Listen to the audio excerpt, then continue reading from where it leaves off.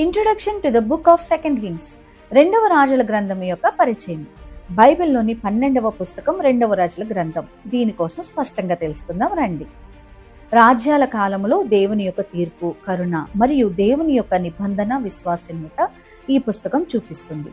దేవుని మహిమను కలిసి తెలుసుకుందాం రండి. మొట్టమొదటిగా Elijah, early Kings and idolatry. ఏలియా, ప్రారంభ రాజులు మరియు విగ్రహారాధన.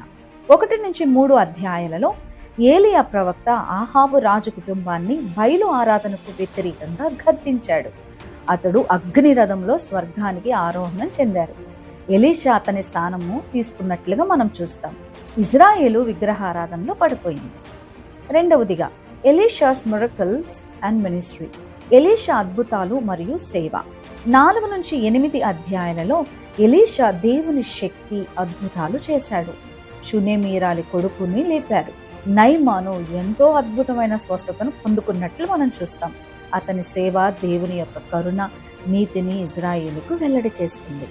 మూడవదిగా జూడాస్ కింగ్స్ అండ్ రిఫార్మ్స్. యూదా రాజులు మరియు సంస్కరణలు. 9-17 అధ్యాయాలలో యూదాలో హిజ్కియా వంటి రాజులు విగ్రహారాధనను తొలగించి దేవుని ఆలయాన్ని పునరుద్ధరించారు. కానీ ఇజ్రాయేలీలు విగ్రహారాధన వల్ల అష్షూరు చేతిలో పడిపోయారు. దేవుడు తీర్పు గొప్పగా వారి మీదకి వచ్చేసింది. 4వదిగా జూడాస్ డిక్లైన్ అండ్ హోప్. యూదా క్షీణత మరియు ఆశ. 18-25 అధ్యాయాలలో హిజ్కియా దేవునిపై ఆధారపడి అష్షూరీయుల నుండి రక్షణ పొందాడు. కానీ యోషియా తర్వాత యూదా విగ్రహారాధనలో పడి బబులోను చేతిలో పడిపోయింది.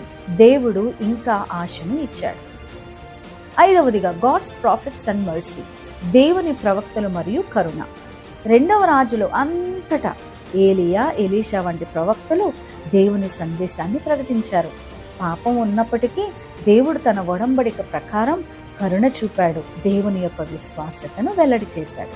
ఇక కీ థీమ్స్, ప్రధాన ఇతివృత్తాలకు వచ్చేస్తే 2వ రాజులు దేవుని తీర్పు, కరుణ, నిబంధన, విశ్వాసనీయత గొప్పగా నొక్కి చెప్తుంది. ఇది మనల్ని దేవుని మార్గదర్శనంలో నడవమని పిలుస్తుంది.